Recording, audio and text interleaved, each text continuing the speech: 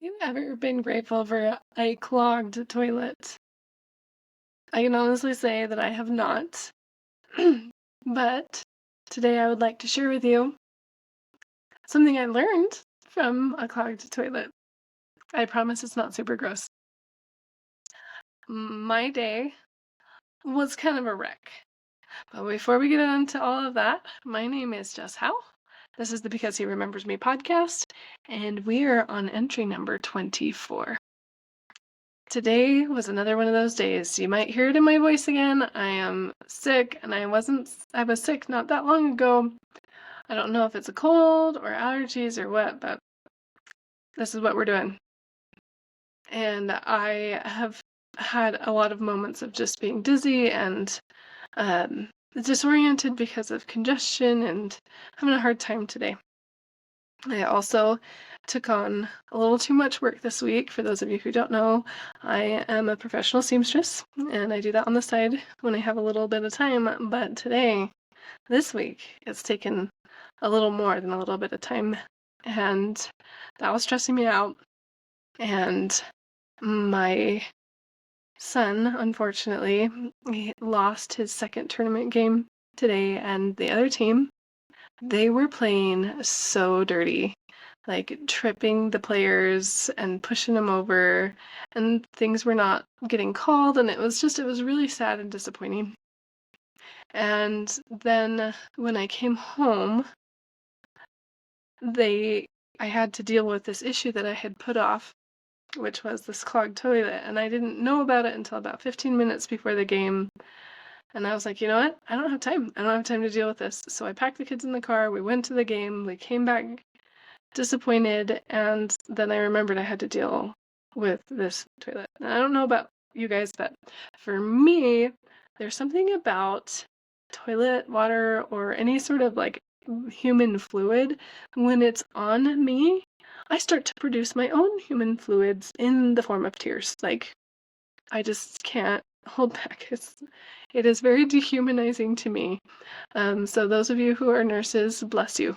I don't know if I could do it. I mean, I could cry at work every day, maybe, but I was not enjoying this process. And I was pretty irritated at my child who had done it because he put like half a thing of toilet paper down the toilet and has done this before. And I was calling my husband and trying to figure out, he's out of town, which added to the chaos. Trying to figure out what to do about this toilet because I had been plunging. I don't even know how long. It was probably 20 minutes and I wasn't getting anywhere, and he was trying to explain to me how to use this toilet snake tool that he has, not toy because it was not fun, tool. And I was just kind of a mess, and I was really grouchy. And I finally was able to get all the kids to bed, and when I was laying down with my oldest child, I said, he said to me, "Oh, today was the best day ever." And I was like, "Oh, really? How so? How so is this the best day ever?" And he said, "Well, we got the toilet unclogged and I lost a tooth." And I had a total change of heart. I realized that for all of the negative experiences that I had had in the day, I could have chosen to think of things differently.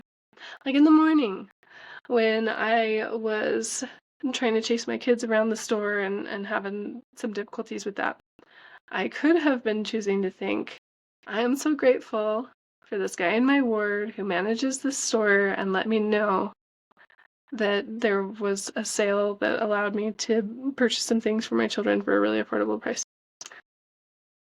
Or when being sick, I could have been like, I am so grateful for modern medicine that allows me to be semi-functional.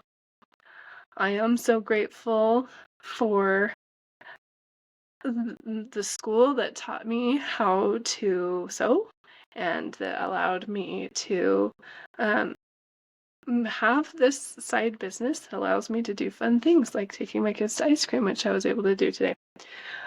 I could have been grateful that to see my son's progress in a sport that he has definitely had ups and downs in. He's not always positive about it, but he did it anyway. I could have chosen to be grateful, maybe not for the clogged toilet, but for the tools that I was able to use, for a husband that I was able to communicate with, for modern technology, so that he could video chat me and try and figure out how to deal with this situation. I wanted to share this quote. Elder Holland shared this quote um, by G.K. Chesterton, and I wanted to repeat it for you.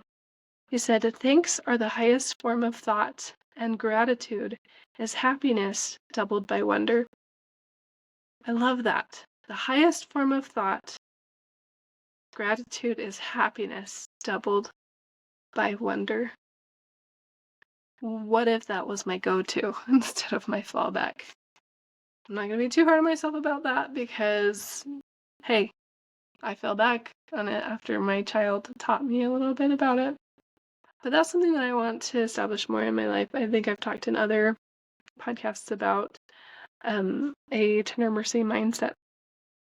And that sometimes just looking for the tender mercy is the tender mercy.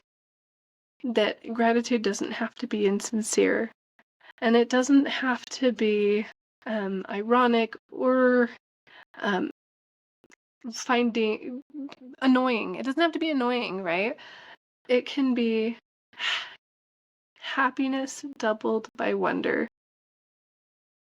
I'm so grateful for my son, but also for all those little things that I had today that allowed me to end this day on a positive note. Who knew? I felt the Lord's hand in my life today, and today it was through my son's gratitude. I want to remember him because I know that he remembers me. I hope that you find him in your life, that you find opportunities to see his hand in your life. He said, "Seek me diligently, and ye shall find me." I know that's true. It has been true for me, and it will be true for you as you earnestly and prayerfully seek him. So until next time, happy seeking.